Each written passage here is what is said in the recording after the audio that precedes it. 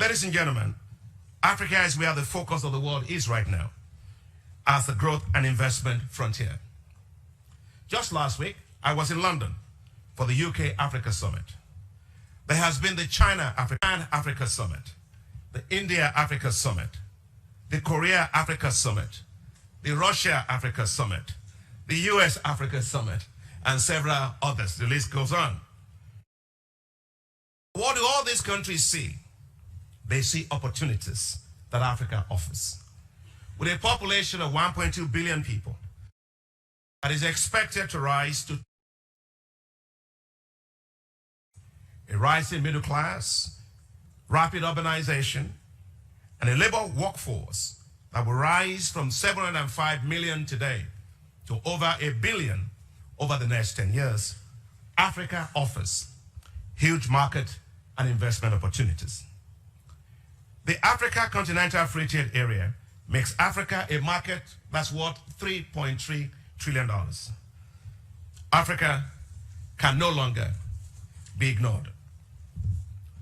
African economies are growing well, higher than the global economic outlook estimates show that growth is projected to rise from 3.4% in 2019 to 3.9% in 2020 and 4.1% in 2021. These aggregate growth mask highly diversified and resilient growth patterns. Indeed, 20 countries are projected this year to grow at 3 to 5%. 20 countries are also projected to achieve growth rates of 5% and above. That is simply incredible. Even more impressive is that 6 of the 10 fastest growing economies in the world are now in Africa. Think of the following numbers. Rwanda growing at 8.7%. Côte d'Ivoire, félicitations pour le président Ouattara pour le grand travail que vous avez fait. Le taux de croissance, 7,4%. Ethiopia, English now, 7.4%. Ghana, 0.1%. Tanzania, 6.8%.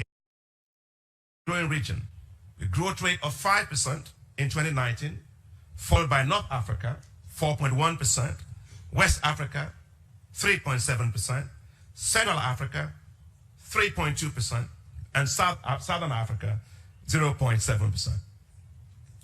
For the first time in more than a decade, growth in Africa is due largely to expansion of investments rather than consumption. Just think of the following.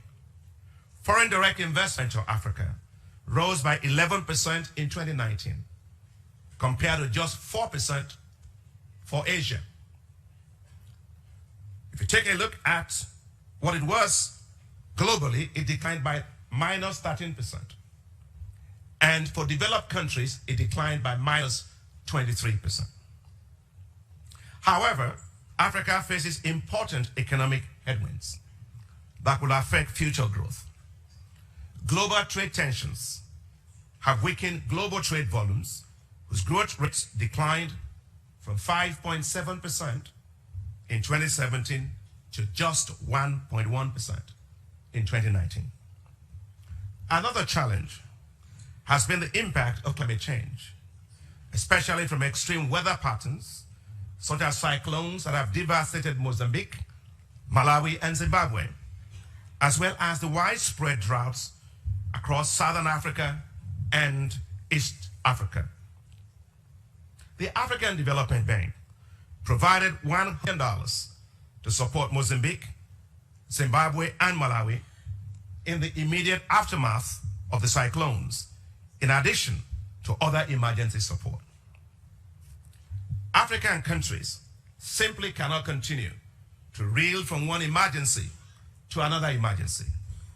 The African Development Bank has used its Africa Disaster Risk Insurance Facility to pay for insurance premiums for countries facing extreme weather patterns. And it has helped them to secure $36 million in payout to those countries.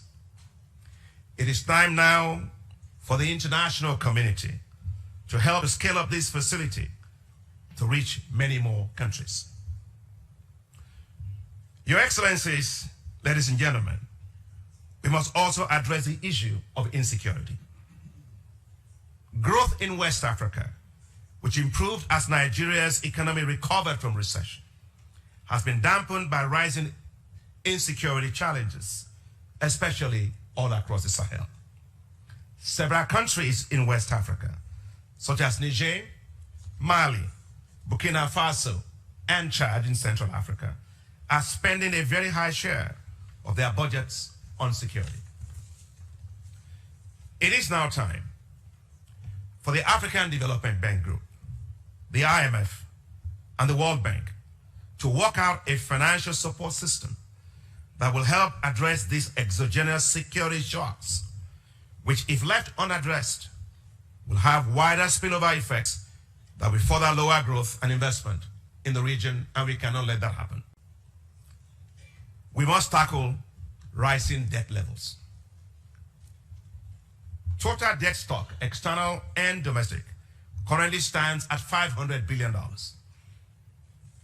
Median debt to GDP has risen from 38% in 2008 to 54% in 2018.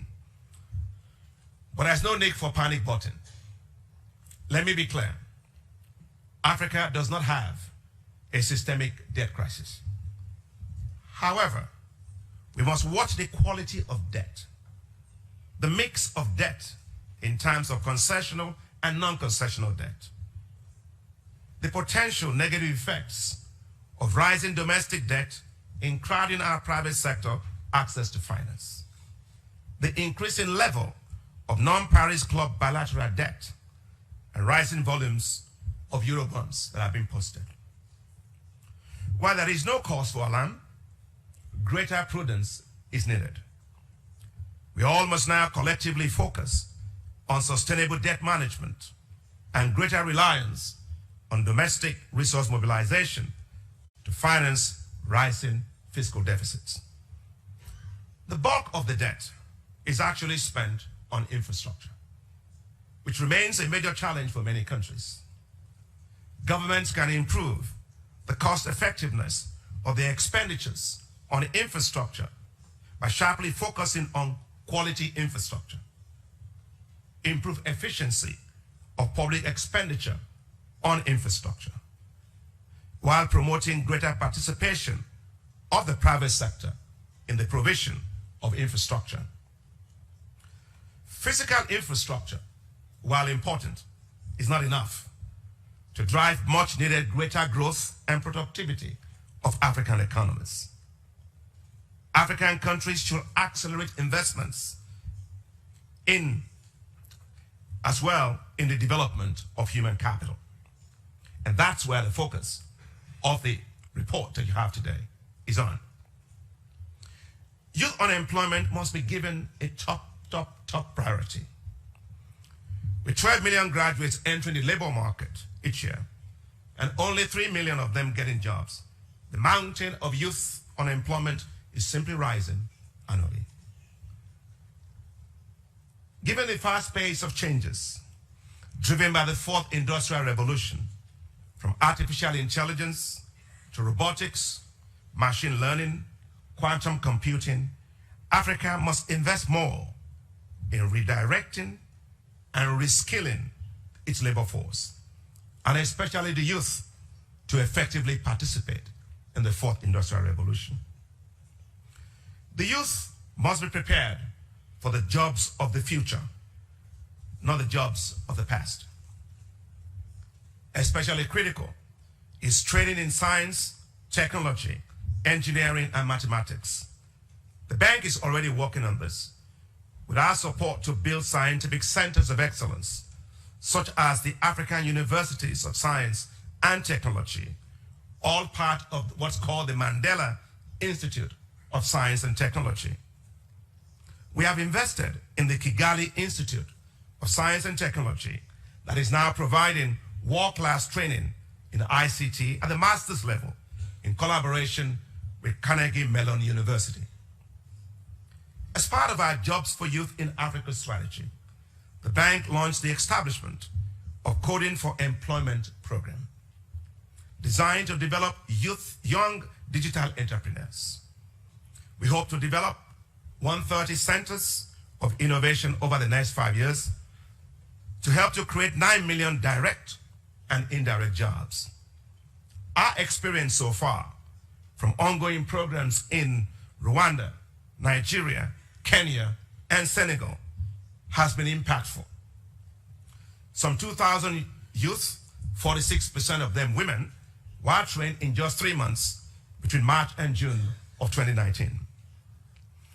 Without any doubt, there is need to expand financing for education at all levels, primary, secondary, and tertiary. The educational system must adequately prepare the youth for the labor market. Priority must be given to improving access to vocational skills training, reducing the mismatch between training and the needs of the labor market, and providing greater incentives for the private sector to support young people with on-the-job training opportunities as well as entrepreneurship. At the end of the day, it is not GDP growth that matters. Nobody eats GDP. Growth must be visible. Growth must be equitable. Growth must be felt in the lives of people. That's why the African Development Bank places particular emphasis on one of our high fives, improving the quality of life of the people of Africa. We are a people-focused bank. People are our core business, and their quality of life is our greatest return. It is the people of Africa who motivates us to keep doing what we do best, making prosperity a reality for all.